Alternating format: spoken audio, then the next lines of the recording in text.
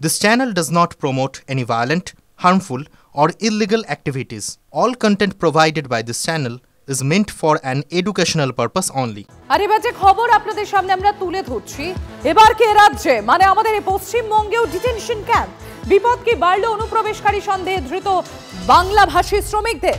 অবৈধ বিদেশিদের জন্য রাজ্য কেন্দ্রশাসিত অঞ্চলগুলোকে ডিটেনশন ক্যাম্প তৈরির নির্দেশ স্বরাষ্ট্র মন্ত্রকের।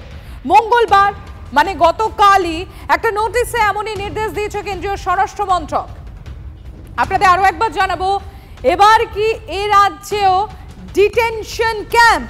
আমি পিসিআর কে বলবো বিগ ব্রেকিংটা আরো একবার তুলে ধরতে টিভি9 বাংলার দর্শকদের জন্য। এবার কি রাজ্যেও ডিটেনশন ক্যাম্প। বিপদ কি বাড়ল অনুপ্রবেশকারী সন্দেহে ধৃত বাংলাভাষী শ্রমিকদের। অবৈধ বিদেশিদের জন্য রাজ্য ও কেন্দ্রশাসিত অঞ্চলগুলোকে ডিটেনশন ক্যাম্প তৈরির নির্দেশ দেওয়া হয়েছে স্বরাষ্ট্র মন্ত্রকের তরফে। সায়ন্ত রয়েছেন আমাদের সঙ্গে। সায়ন্ত, ঠিক গতকাল যে নোটিশ দেওয়া হয়েছে কেন্দ্রীয় স্বরাষ্ট্র মন্ত্রকের তরফে, ঠিক কি নির্দেশ দেওয়া হয়েছে সেই নোটিশে, কিসের উল্লেখ? দেখো, এই অভিবাসন বিদেশি নাগরিক সংশোধনী আইন যেটা কার্যকর হয়েছে গতকাল রাত থেকে, সেখানে নির্দিষ্ট করে বলা হয়েছে কোনো অনুপ্রবেশকারী ধরা পড়লে তাকে নিজেদের দেশে না ফেরত পাঠানো পর্যন্ত এই ডিটেনশন ক্যাম্পেই রাখতে হবে। এবং এই ডিটেনশন ক্যাম্প প্রত্যেকটা রাজ্য, বিশেষ করে যেগুলো সীমান্তবর্তী রাজ্য, সেই রাজ্যগুলোতে তৈরি করা বাধ্যতামূলক। অর্থাৎ সেক্ষেত্রে কিন্তু পশ্চিমবঙ্গ সব থেকে গুরুত্বপূর্ণভাবে রয়েছে, কারণ পশ্চিমবঙ্গের আশেপাশে নেপাল, ভুটান এবং বাংলাদেশের মতো সীমান্ত রয়েছে। এই জায়গায় দাঁড়িয়ে এই ডিটেনশন ক্যাম্প অত্যন্ত গুরুত্বপূর্ণ এবং বাধ্যতামূলক বলে মনে করছে কেন্দ্রীয় সরকার। ইতিমধ্যে যেটা জানানো হয়েছে যে এই নেপাল, ভুটানের বাসিন্দারা বিনা ভিসায় কেবল পাসপোর্ট দেখিয়ে ভারতে প্রবেশ করতে পারবে, কিন্তু বাকিদের কিন্তু ভিসা থাকা জরুরি।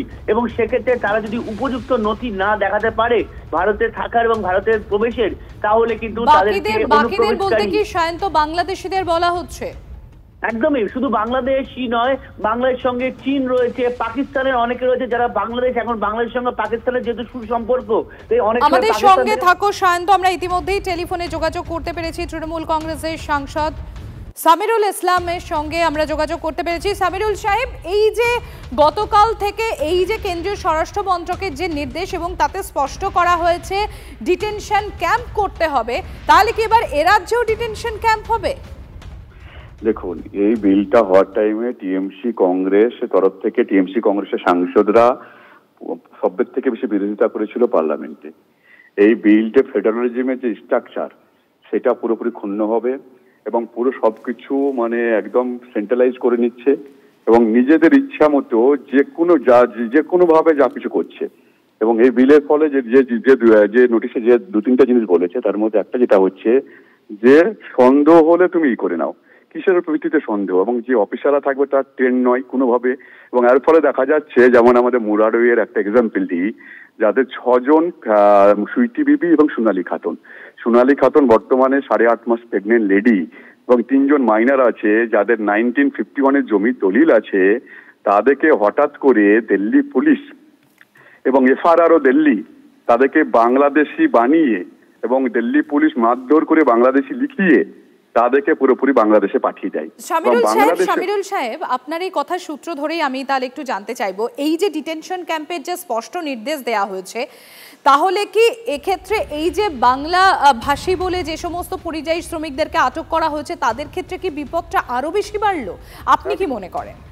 একদম, দেখুন না, রিসেন্ট গতকালকে আমি একটা পোস্ট করেছি, সেখানে একটা আদিবাসী সম্প্রদায়ের মানুষ যিনি উড়িষ্যাতে কাজ করতে গেছিল, তাকেও বাংলায় জন্য বাংলাদেশি সন্দেহে প্রচুর মারধর করে, তারপরে উনি ফিরে আসেন মালদা বাড়ি।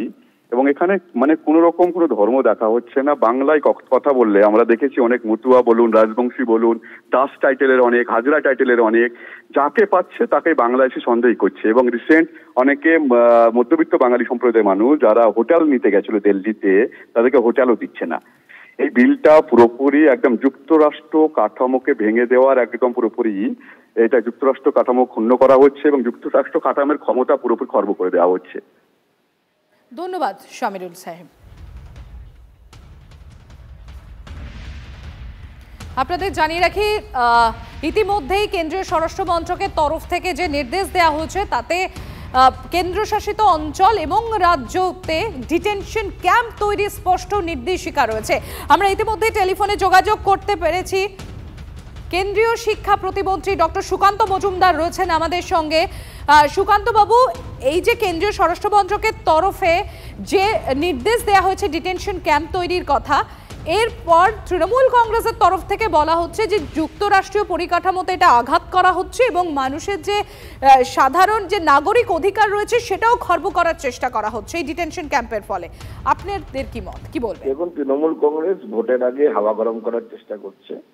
ডিটেনশন ক্যাম্প যদি তৈরি হয় সেটা হবে হচ্ছে শুধুমাত্র বাংলাদেশি নাগরিকদের জন্য, বাংলাদেশি অনুপ্রবেশকারীদের জন্য।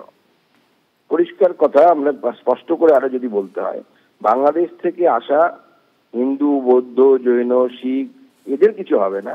বাংলাদেশ থেকে যে সমস্ত মুসলিম অনুপ্রবেশকারীরা যারা ঢুকবে তাদের জন্য ডিটেনশন ক্যাম্প প্রয়োজন হবে। আপনি ধরুন 500 জন বাংলাদেশিকে ধরলেন, কলকাতা পুলিশই ধরলো বা পশ্চিমবঙ্গ পুলিশ ধরলো, কি করবেন তাদেরকে? জেলেই তো রাখবেন। তাই এখনো তাই রাখেন, জেলে রাখেন, সেটাই তো ডিটেনশন ক্যাম্প। আলাদা করে কি? আপনি যে জেলে রাখছেন, that is a kind of detention. Trinamool কংগ্রেসের পুলিশ এই লাস্ট কয়েক মাসে পশ্চিমবঙ্গের বিভিন্ন জায়গা থেকে বাংলাদেশি মুসলিমদেরকে ধরেছে, নাগরিকদের ধরেছে, বাংলাদেশি নাগরিক যারা, তাদেরকে কোথায় রেখেছে আমি প্রশ্ন করতে চাই। তাদেরকে জেলে রেখেছে। মমতা বন্দ্যোপাধ্যায় নিজের বাড়ি নিয়ে যাননি তো, বা ফিরাদ হাকিম সাহেব নিজের বাড়িতে গিয়ে খিচুড়ি খাওয়াচ্ছেন না তো তাদেরকে। তো সেই জেলটাই যদি আলাদা করে তৈরি হয় সেটাকে ডিটেনশন ক্যাম্প বলে। তখন তো জেলেই আছে তারা, এখনো তারা জেলেই আছে, জেলেই থাকবে। দেশের আইন বলছে কোনো অনুপ্রবেশকারীকে যদি মমতা বন্দ্যোপাধ্যায়ের পুলিশ অ্যারেস্ট করে, মমতা বন্দ্যোপাধ্যায়কেও তাকে জেলে রাখতে হবে। ধন্যবাদ সুকান্ত বাবু।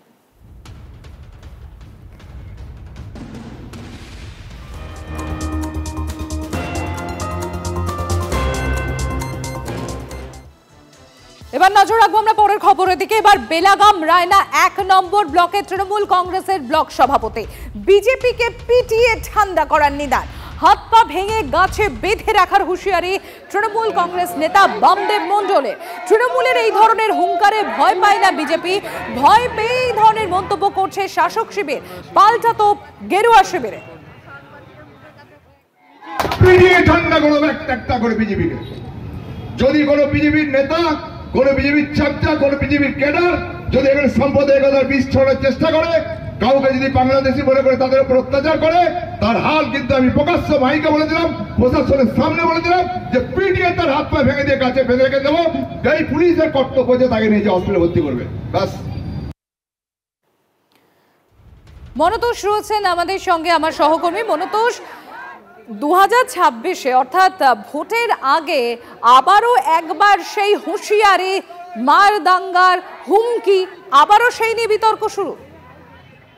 একদমই তাই। দেখো, একেবারে মঞ্চ থেকে সরাসরি হুমকি, যারা বিজেপি কর্মী তাদের বিরুদ্ধে, তাদের উদ্দেশ্যে করে হুমকি দেওয়া হচ্ছে এবং হুমকি দিচ্ছেন কে না, তৃণমূল কংগ্রেসের রায়না 1 ব্লকের ব্লক সভাপতি বামদেব মণ্ডল।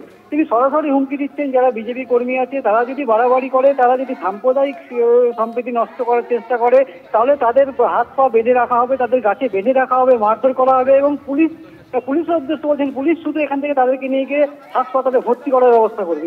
অর্থাৎ সরাসরি একদম বিরোধী দল বিজেপি তাদেরকে আক্রমণ করে তাদেরকে মারধর করার হুমকি দিচ্ছেন। কিন্তু এই যে গাছে হাত পা দিয়ে গাছে বেঁধে রাখার যে নিদান, সেটা নিয়ে স্থানীয় তৃণমূল কি বলছেন তারা? দেখো, স্থানীয় তৃণমূল কর্মী যারা ওখানে স্থানীয় যে জেলা প্রতিনিধি যারা আছে তাদের সঙ্গে কথা বলে। মনতোষ, তুমি আমাদের সঙ্গে থাকো। মনতোষ, তুমি আমাদের সঙ্গে থাকো। আমরা ইতিমধ্যেই টেলিফোনে যোগাযোগ করতে পেরেছি বিজেপি নেতা তথা কাউন্সিলর সজল ঘোষ রয়েছেন আমাদের সঙ্গে। সজল বাবু, আবারও এক তৃণমূল কংগ্রেস নেতা তিনি বলছেন বিজেপি কর্মীদের হাত পা বেঁধে গাছে বেঁধে রাখার নিদান দিচ্ছে, কিভাবে দেখছেন এই বিষয়টি? কিছুই না, সহজভাবে দেখছি। আমরা কাছে আর কি হবে, হবে আমরা কাছে কি আলফানসো হবে নাকি? আমরা কাছে তো আমরাই হবে, কাকের ছানা তো কাকই হবে। বিষয়টা যেটা হচ্ছে সেটা ওরা জানে দলে কি করে নাম্বার বাড়াতে হয়। দলে নাম্বার বাড়াতে দলের নেতাদের একদম ওরা পয়েন্ট টু পয়েন্ট ফলো করছে। ওরা জানে কি করে বিতর্কে সামনে থাকতে হয়, টিভিতে কি করে সামনে থাকতে হয়, কোথাকার কি নেতা কাল অব্দি কেউ চিনতো না, এমন কথা বললো। এখন আপনারা সবাই মিলে তাকে নিয়ে দেখাতে শুরু করেছেন, প্রায় সব চ্যানেল করছে, হয়তো দেখা যাবে। এর ফলে তার যে বিরাট পাবলিসিটি, তারপরে তার টাকা তোলা শুরু হয়ে যাবে এলাকায়। আর ও তো ভাবছে আর কদিন বাদে 26-এ বাম আছি পুটকি বসিয়ে রাম করে নেবো নিজেকে। সে দানে মই, সেই ধানে মই, সেখানে কিন্তু সে সুযোগ এবার আর হবে না। এটা ভারতীয় জনতা পার্টি প্রত্যেকটা অপরাধের একদম পাই টু পাই হিসেব হবে, প্রত্যেকটা অপরাধের 100% তার বিচার হবে। একটা অপরাধীও কোথাও লুকোতে পারবে না। যেভাবে মোদিজি 100 কিলোমিটার মানে ভেতরে ঢুকে ঢুকে মেরেছে, এরাও সেইভাবেই মার খেতে হবে এদের, নিশ্চয়ই সেটা আইন মেনে। ধন্যবাদ সজল বাবু।